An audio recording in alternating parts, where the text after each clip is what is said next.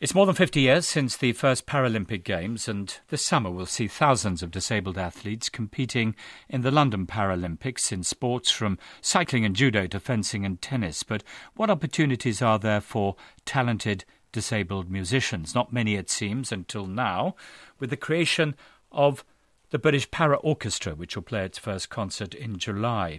We'll hear from the musicians and their rehearsals shortly, but first NewsHour's James Kumarasamy has been speaking to the conductor, Charles Hazlewood, whose idea it was. So where did the inspiration come from?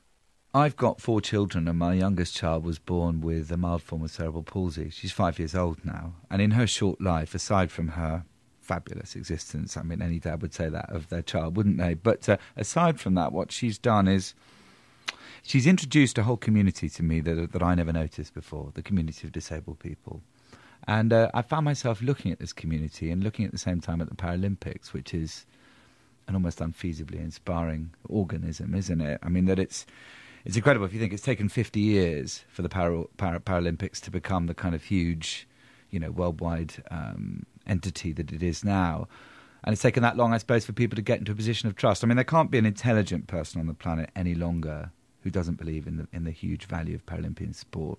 So I find myself thinking, okay, that's sport, that's pretty universal, but music is much more universal.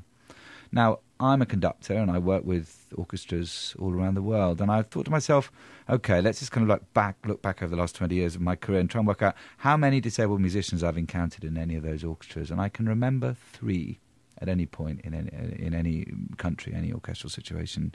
So I thought to myself, what is going on here? You can't tell me that there aren't millions of prodigiously talented musicians who happen to be disabled in this country and in any country. Where's their platform? Why are they not coming up through the ranks and playing great music brilliantly alongside able-bodied people? Does their disability, their varying disabilities, does that give something different to the music they make?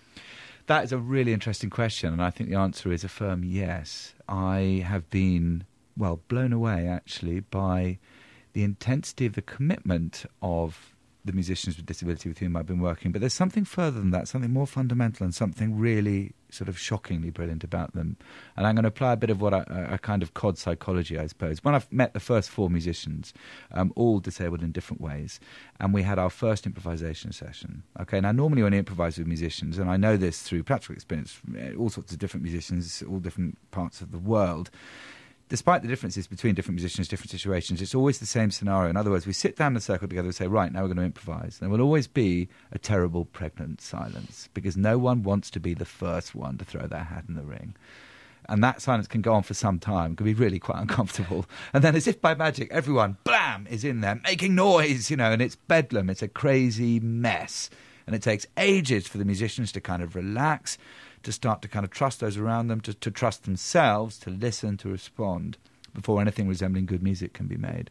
Now, with these first 4 musicians with a disability, it took about 5 minutes. Now, my cod psychology is that if you've had the kind of challenges to circumnavigate in your life to do with mobility, to do with sight, to do with hearing, you don't give a damn what anyone else thinks about how you look or how you sound. You're in there, you're listening, you're sort of creating counterpoints to others, you're accompanying others, you're throwing kind of fresh ideas in someone's path. It was really, really shocking and utterly inspiring experience. And just give our listeners a sense of the different disabilities, some of the characters in the orchestra. There are many different sorts of disability in this world, of course, and they're certainly reflected in the orchestra. So, for instance, there's an extraordinary woman called Lyn Levett who creates electronic dance music. She's got pretty extreme form of cerebral palsy, so she has little control over her body.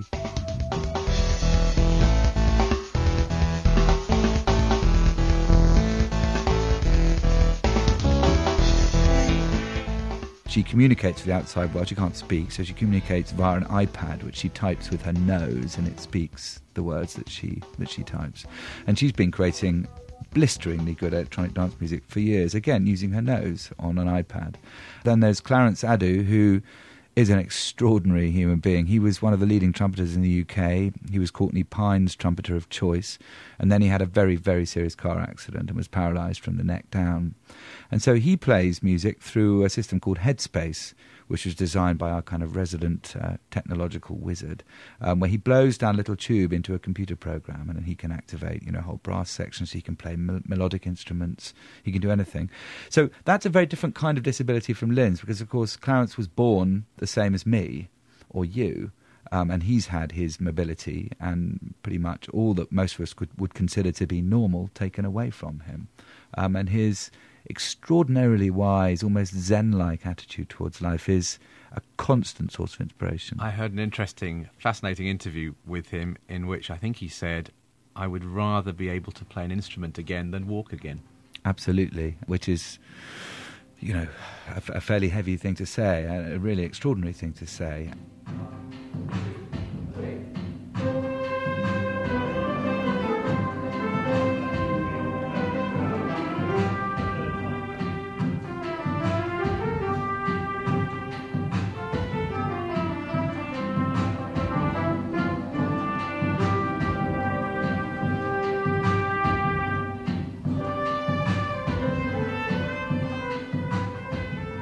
I'm Nicholas McCarthy and I'm the left-hand pianist. Left-hand alone repertoire is quite specific, especially written. It will always sound like two hands playing, so if you close your eyes you'd always hear, you would think it was a normal pianist with two hands playing the piece. It's far more virtuosic, you're having to travel the whole length of the piano at quick speeds, and audiences really enjoy that.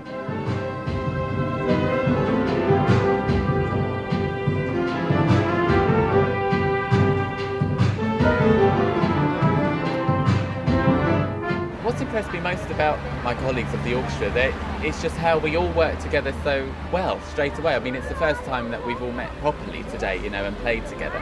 And I was just shocked at how well everyone got on, how people would just ask about people's disabilities. There was no, hush-hush about things, which I thought was great, because, we're only human, we're all curious about things, and I was curious about what's happened to him or what's wrong with him, and I'm sure they were with me. And it was great that, we all got along and we all felt confident enough to ask each other. And then on a playing level, I think disability doesn't have anything to do with it, because we're all musicians, and I just think a musician is a musician. It doesn't really get defined by disabilities.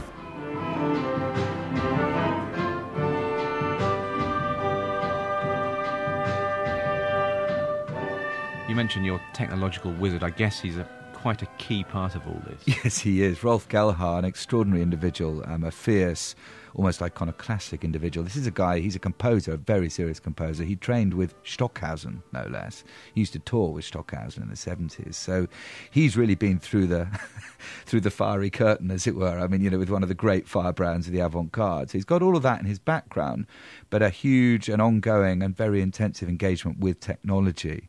And so he's busy designing all manner of interactive instruments, because, of course, a lot of the musicians that we're talking about can't play conventional instruments. So, for instance, Rolf is creating a piece of equipment at the moment called the I sound, E-Y-E sound, which is literally like a kind of sonic force field. You can't see anything, it's invisible, it's just air in front of you.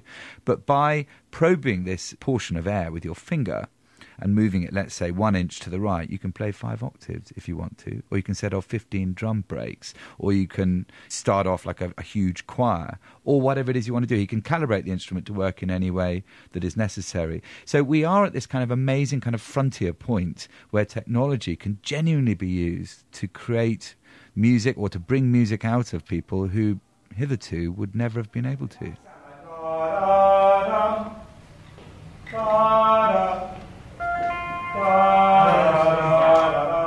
Does your daughter play an instrument? She is showing enormous appetite for music and singing all the time, and yes, picking up tunes on the piano and doing all those things which gladden her dad's heart. She's amazing. I think, yes, music is going to be a very strong part of her life. So, of course, speaking just as a parent, this initiative is important, because for people like my daughter in the coming generations, there must be more opportunity than there is now.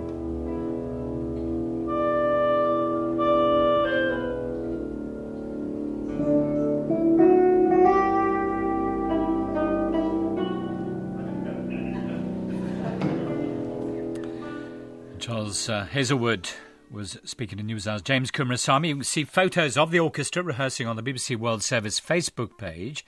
Details of the first concert can be found on the orchestra-inafield.com website. You're listening to the BBC World Service. I'm Julian Marshall.